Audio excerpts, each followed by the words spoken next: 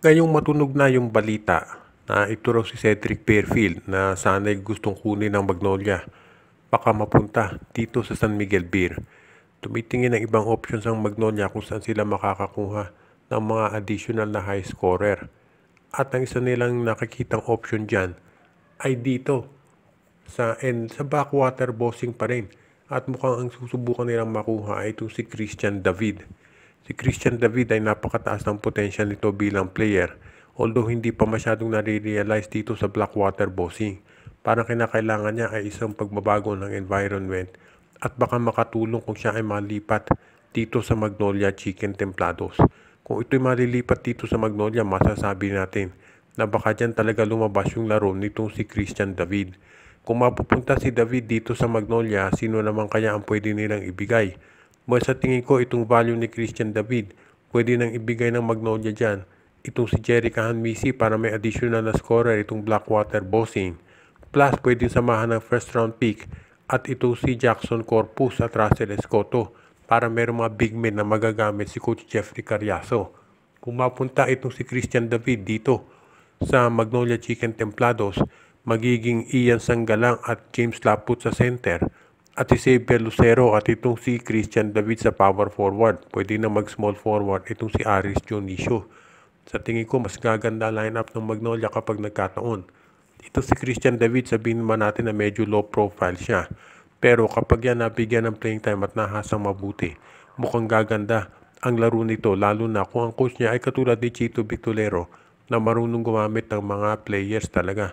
So abangan na lang natin kung kailan iti-trade ng Blackwater ito si Christian David. Kung si Cedric Fairfield nga willing silang i-trade sa SMB, ito pa kayang si David dito sa Magnolia. Ito raw San Miguel Beer ngayon ay bukod sa pagkuha dito kay Cedric Fairfield, busy pa sa paghahanap ng iba pang mga power forward na pwede nilang makuha sa kanilang lineup. At ang isa raw doon sa tinitignan nila kung pwede masubukan na itong Rain or Shine Elasto Painters. At mukhang susubukan ng San Miguel Beer na makuha itong si Luis Villegas mula dito sa ROS. Itong si Villegas ay isang 6'7" na power forward center na hindi pa naglalaro dito sa Rain or Shine. Dahil nagka-injury ito nung kanyang pag-draft season, hindi siya nakapaglaro. Pero ngayon mukhang ready na ito at gusto siyang subukan kunin ng San Miguel. Titignan nila kung makukuha nila ito mula dito sa Rain or Shine Elasto Painters. Ngayon, ang tanong, sino naman kayang pwedeng i-offer ng San Miguel para dito kay Villegas? Pwede siguro nilang ibigay itong si Rodney Brondial at si Jeron Teng para dito kay Villegas. Tignan natin kung papayag si Coach Yeng Giao dyan. Plus, samahan nila na isang first round draft pick. Sa ngayon, titignan din ng San Miguel Beer daw kung kapag nakuha nila si Villegas, magiging magandang fit to sa kanilang lineup. Mukhang determinado ang San Miguel Beer na i-address yung pagkukulang nila sa kanilang big men dahil yan na-expose nung natalo sila sa Meralco Bulls.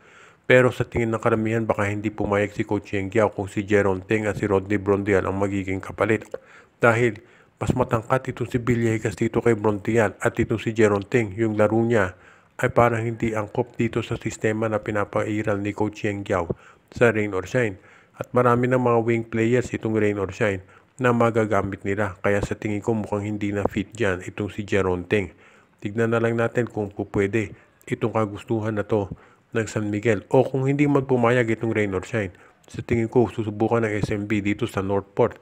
O di kaya naman dito sa Terra Firma sila kumuha ng mga players na magagamit nila sa kanilang pagre-rebuild at pagre-retool ng kanilang lineup sa ngayon.